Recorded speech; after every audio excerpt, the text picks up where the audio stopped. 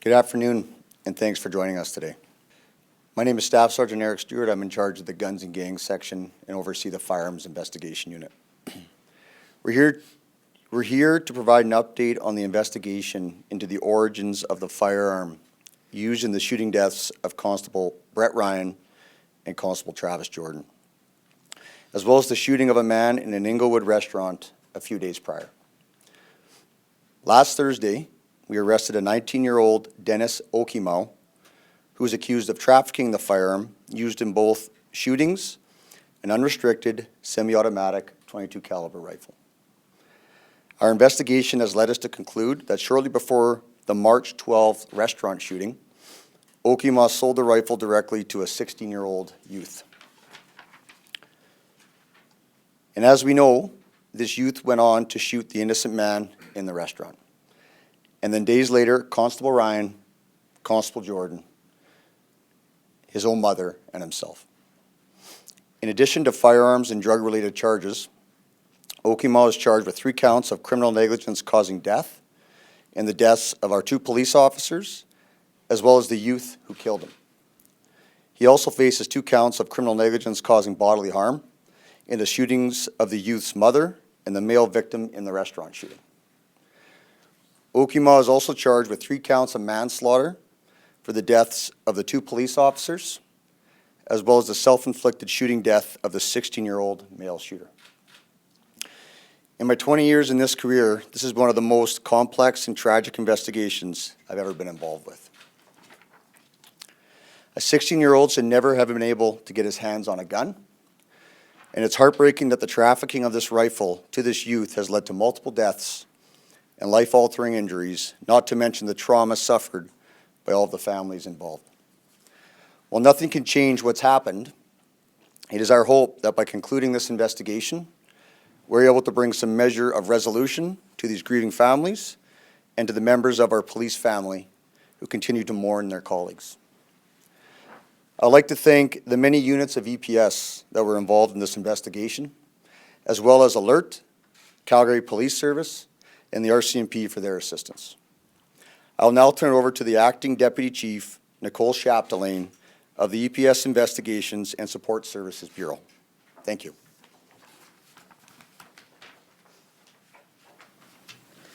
Thanks, Eric. Good afternoon.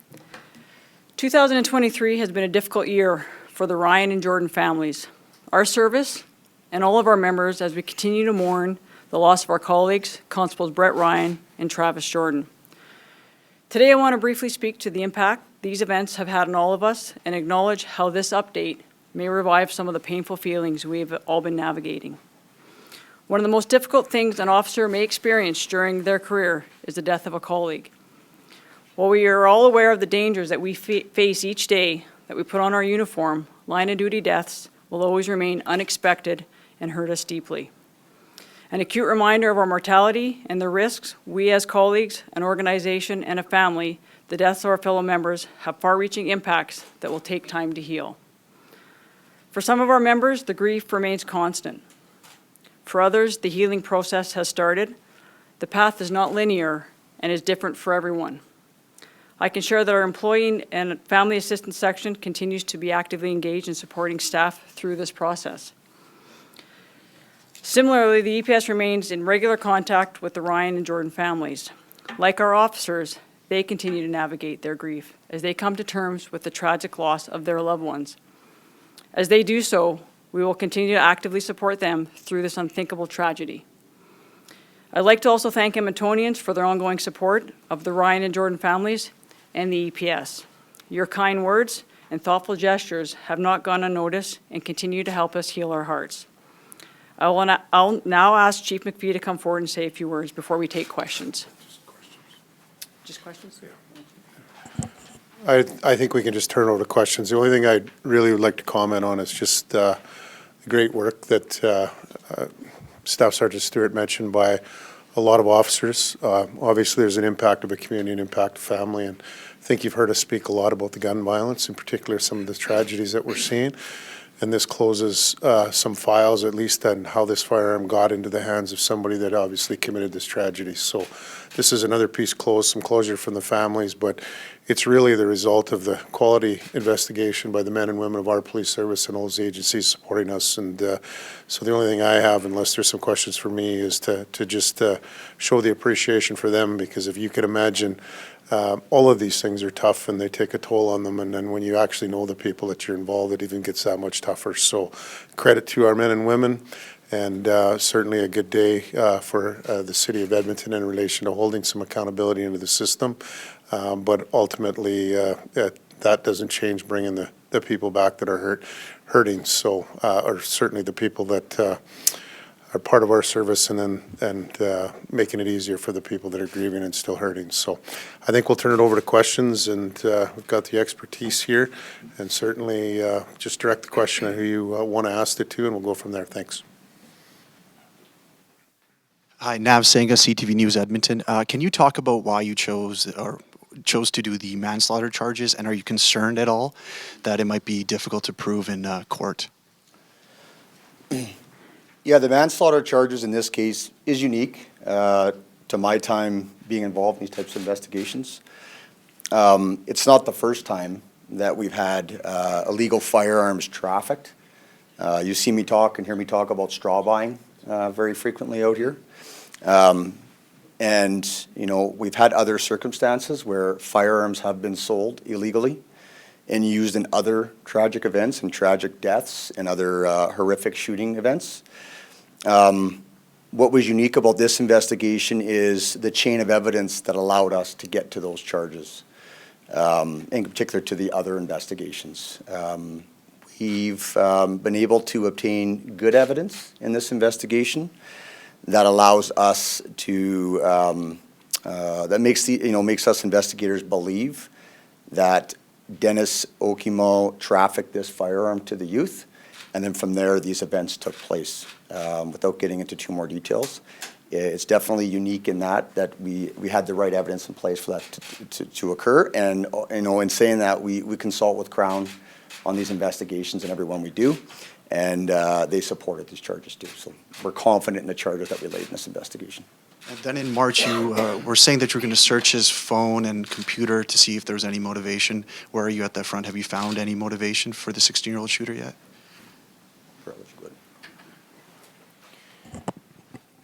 With respect to any motivation on the part of the young shooter, we have no evidence to support that he had planned this earlier, or if he had any other intention than that came up other than when it happened, when those officers knocked on the door. Similar vein, but are there any precedents for a manslaughter charge for someone who's been a trafficker in Edmonton or other jurisdictions? Then, would it have to do with him being, because it was trafficked to a youth, or is there any element because police officers were involved? Yeah, and I want to make it clear, these charges weren't laid just because we're dealing with our own police officers. Every investigation we go into specific to firearms trafficking, and the events that take place once those firearms are sold, we continue to investigate all those. And there's been opportunities where we've provided evidence to Crown to support charges and other files, but we didn't quite have the evidence to make those linkages. So in this investigation, we had that opportunity and we had that evidence, and it gave us the opportunity to lay those charges. One thing I'll also say too is, if you get involved in firearms trafficking and you traffic firearms, I think there's no excuses. You ought to know what's going to happen once you put those firearms into somebody's hands that shouldn't have firearms. If you put yourself in that situation and you sell a gun illegally, you ought to know what could happen. And this is one of those outcomes that is tragic, and it could happen. It's happened in other events as well. And just are there any other cases in Canada where you know that this has happened? And then my follow-up question would be, for Okimo, is there any other evidence of other trafficking that he's been doing? Does he have a record of this? I won't get into the investigation. As you can appreciate, it is ongoing. Not to my knowledge do I know of any other files. That being said, I'm not concrete in that answer. Crown would be better to answer that question for you, but specific to my experience being involved in this types of investigations, it's a first for me. Similarly, could you explain the process of why it took 8 months to press the charges? Yeah, so this was a very lengthy, complex investigation. You can appreciate we're working, first of all, with a homicide investigation. We'll back it up. We're working with a shooting investigation that our investigative response teams were working on. And then from there, you fast forward to the homicide investigation. And then from there, we're working with both those investigative units to move forward. And these investigations nowadays are all lengthy. Nothing is quick. Nothing comes fast. You have subject matter experts working on these types of files. We don't move ahead till we have charge approval and Crown approval on these files. We make sure we don't, no stone is unturned till we get to the right point we can lay charges in these files. So, it's not just this investigation. I would say a lot of investigations are lengthy nowadays. Sarah Comadina with Global News. Do you happen to know where Okima got this gun? Was that gun stolen, or where did he get his hands on this gun? Again, the investigation isn't ongoing, but what I can provide you is this firearm was lawfully purchased at some point before it started making its circulation out there in our public. The lawful purchase of it was done on the up and up by a lawful firearms owner that has no culpability in this investigation. And then from there, we're still investigating exactly how it got to Dennis Okimo's hands. With these manslaughter charges, I guess, would you need to have evidence that Okima would have had to have known that this could have harmed somebody or killed somebody? Just explaining further into that. Yeah, there's lots of factors that go into it. Obviously, it's not just ought to known. Again, that is a big factor.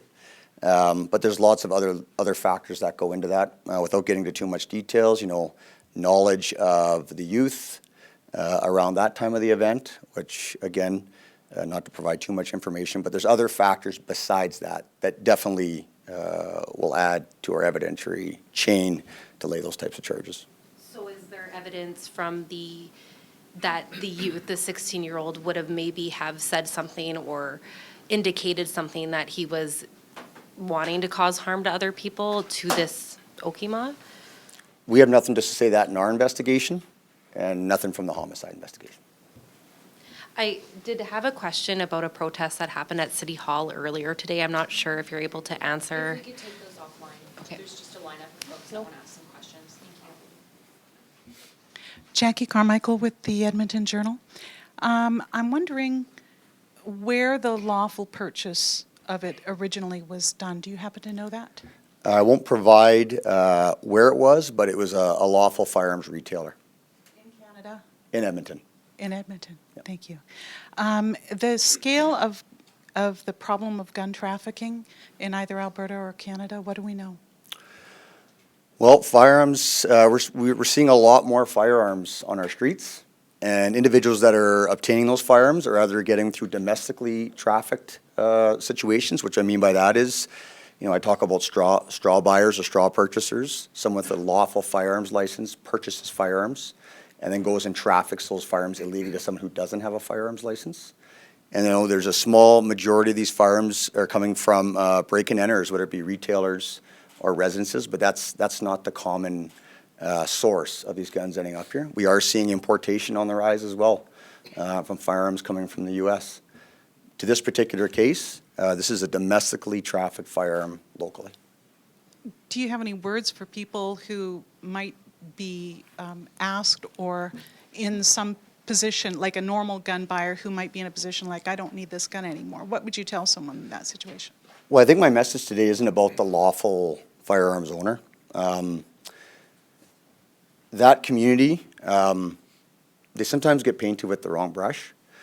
The lawful firearms community, for the most part, separate to the straw buying situations, which is a small minority, they follow the rules. They have the licenses. They make the proper sales.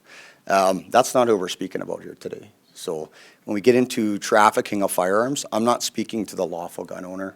When I say straw buyer, that's a whole different type of investigation. But the lawful firearms owner follows the rules, and that's what we need him to do.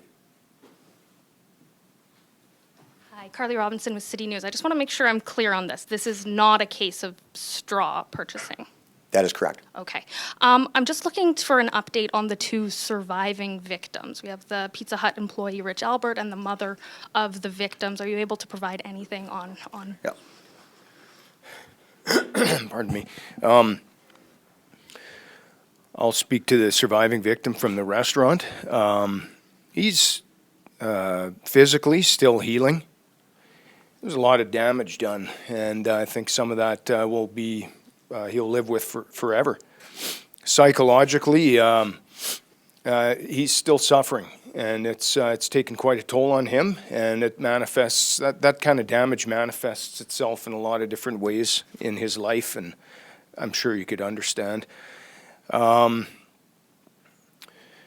The mother of our shooter, the young person who killed our members, physically she's mostly healed. She's out of hospital, and she has some lasting damage as well, but she's mostly healed. Psychologically as well, she's in pain. She's got some challenges, and that's got a big ripple effect throughout her family as well, who've been very cooperative with us from the very start of that investigation. And Sergeant Stewart mentioned that this concludes a section of the investigation. I'm wondering if there are still other investigations ongoing, internal reviews. I know there was mention of a Form 10 with the suspect. Is there any looking back at what happened leading up to this moment? Okay, well, there's probably a couple questions in that, so I'll maybe start with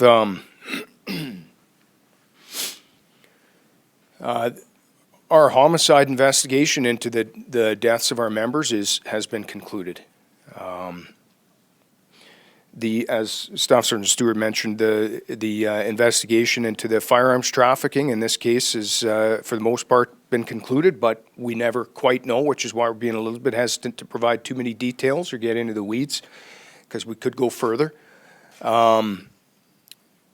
I think your other part of your question there was about any kind of review process.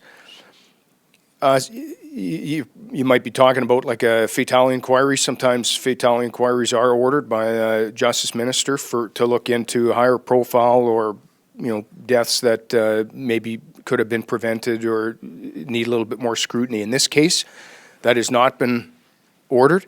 There's no fatality inquiry ordered.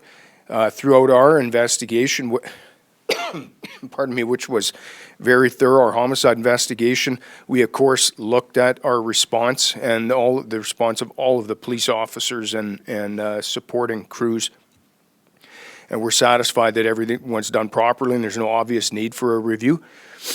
I will speak to ACERT as well. At the time, ACERT was involved. The Director of Law Enforcement in Alberta did order ACERT to become involved, but it was in an oversight capacity as opposed to investigative capacity like they often are, just to shadow the homicide investigation to make sure that it was done objectively, thoroughly, and just to give the public a little bit more confidence that the police were above board in their response. And they concluded that and determined that police had no wrongdoing in the death of the shooter.